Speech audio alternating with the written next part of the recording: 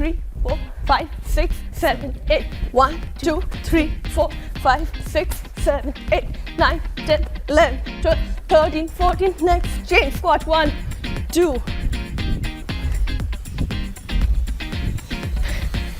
repeat 1 2 3 4 5 6 7 8 1 2 3 4 5 6 7 8 good morning, very warm welcome. क्या आप उन लोगों में शामिल हैं जिन्हें बात बात पर गुस्सा आता है, छोटी सी बात और पारा चढ़ जाता है?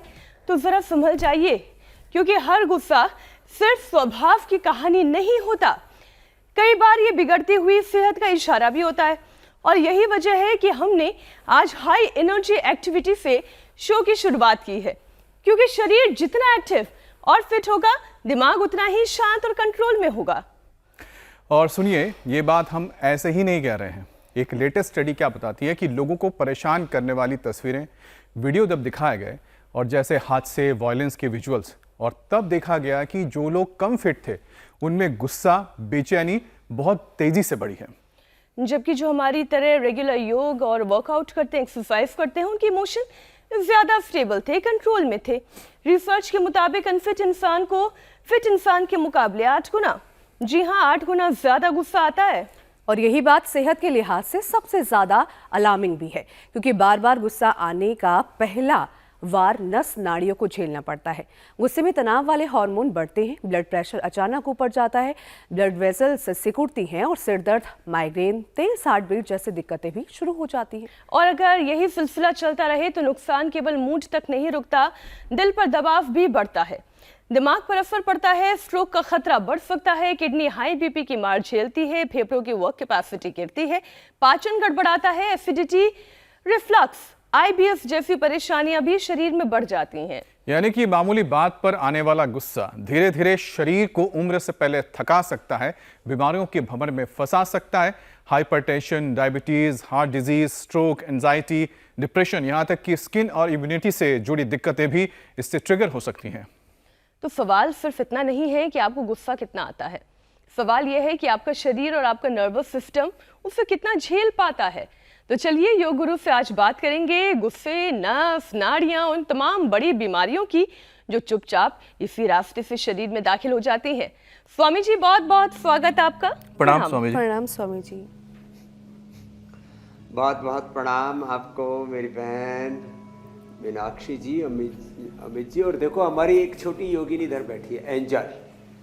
ये अभी धरती पर अवतरित हुई है। लाइए मैट लेकर आइए। या देवी सर्वभूतेषु मातृरूपेण शक्ति रूपेण भक्ति रूपेण सर्वरूपेण संस्थिता सर्वरूपमयी देवी सर्वम देवीमयम जगत अतोहम विश्वरूपाम त्वाम नमामि परमेश्वरी। इसकी कितनी यूनिट पहुंच गई थी? सुबह 20, टोटल 40 यूनिट इंसुलिन लेती थी।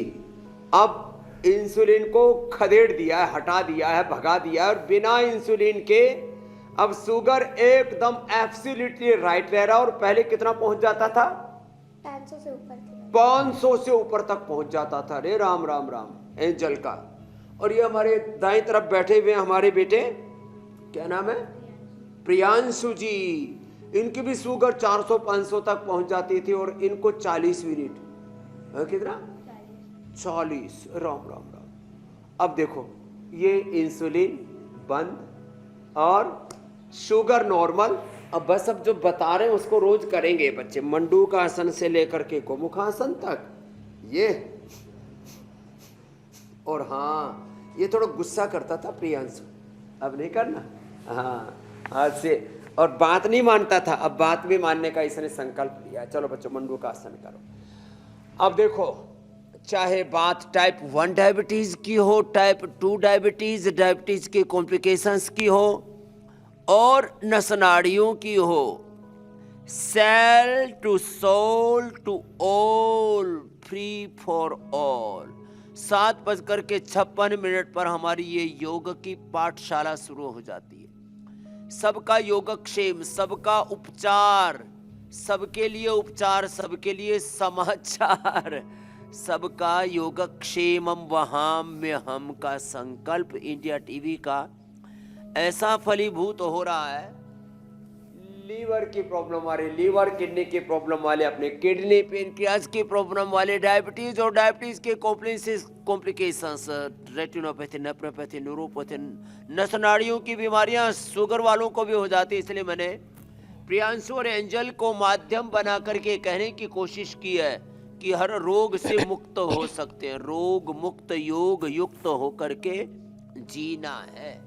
और उसके लिए मंडूक आसन, योग मुद्रासन, चलो पद्मासन में बैठो बच्चों, ये 2 आसन भी कर लिए और लेट करके पवन मुक्तासन और उत्तान पादासन, एक एक आसन 5 से 10 मिनट करना पड़ता है। नस नाड़ियों के लिए अनुलोम विलोम और शीर्षासन सर्वांगासन बेस्ट है। खाली पेट न्यूरोग्रिट इम्यूनोग्रिट गोल्ड ले लें। आज हम बात कर रहे थे कि हमने ड्रोसोफिला की 25%, सी एलिगेंस की 60% तक आयु बढ़ा दी और उनको तमाम ये बीमारियों का जो बखेड़ा होता है, न बीपी, न शुगर, न थायराइड, न अस्थमा, न आर्थराइटिस, न ब्रेन नर्वस सिस्टम के डिसऑर्डर, न स्ट्रेस, कुछ भी नहीं होने दिया।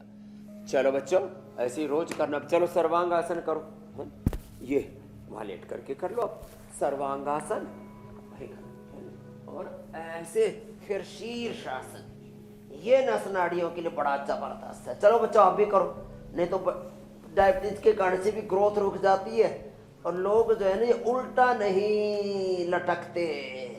एंटी ग्रेविटी एक्सरसाइज, इसके बारे में भी पूरी एक इसके ऊपर एक कार्यक्रम रखो, एंटी ग्रेविटी एक्सरसाइज, जिसमें शीर्षासन है जी, जिसमें सर्वांगासन है। बस आप रस्सी मत चढ़वा दीजिएगा क्योंकि एंटी ग्रेविटी में आयु लंबी होती है। और मलखम? नस नाड़ियों की बीमारी, वेरिकोज ऐसी कोई बीमारी नहीं है। हाँ